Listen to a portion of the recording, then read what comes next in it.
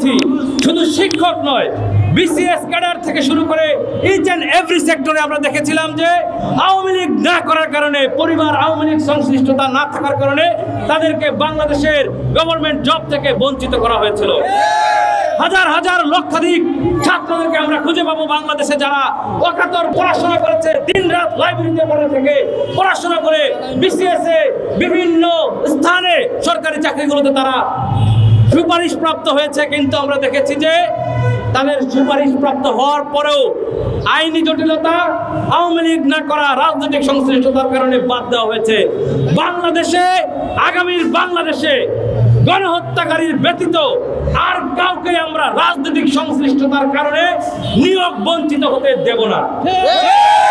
আজকে এই শিক্ষার্থীদের পাশে আমরা দাঁড়িয়েছি এই কারণে, তারা বলছেন যে 2018 সালে যে নিয়োগ হয়েছিল প্রাথমিক বিদ্যালয়ের, সেই প্রাথমিক বিদ্যালয়ে 4000 নিয়োগ যোগদান করেনি, যারা সুপারিশপ্রাপ্ত হয়েছিলেন তারা যোগদান করেনি।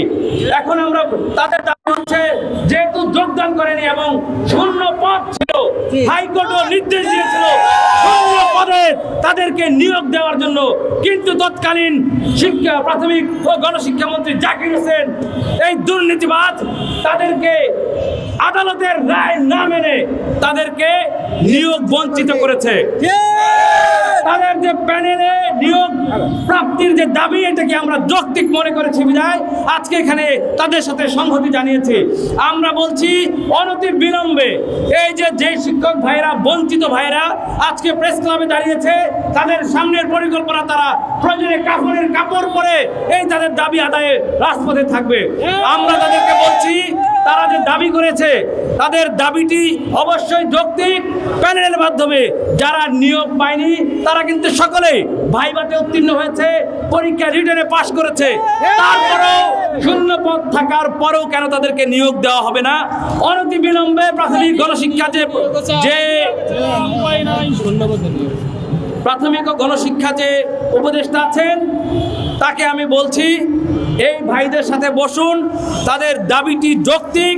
তাদের এই দীর্ঘদিন হয়ে গেছে, তাদের বয়সও পার হয়ে গেছে, জায়গায় বাংলাদেশের কোমলমতি শিশুদেরকে শিক্ষা দেবে, সেখানে রাজনীতি, সেখানে সে কি আওয়ামী লীগ না বিএনপি না কি ছিল, আমরা বলতে চাই গণহত্যাকারী না হলে তার নিয়োগ বঞ্চিত করার কোনো সুযোগ নেই।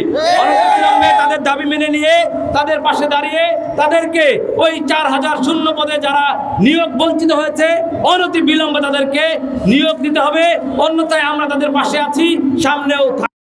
ধন্যবাদ সকলকে।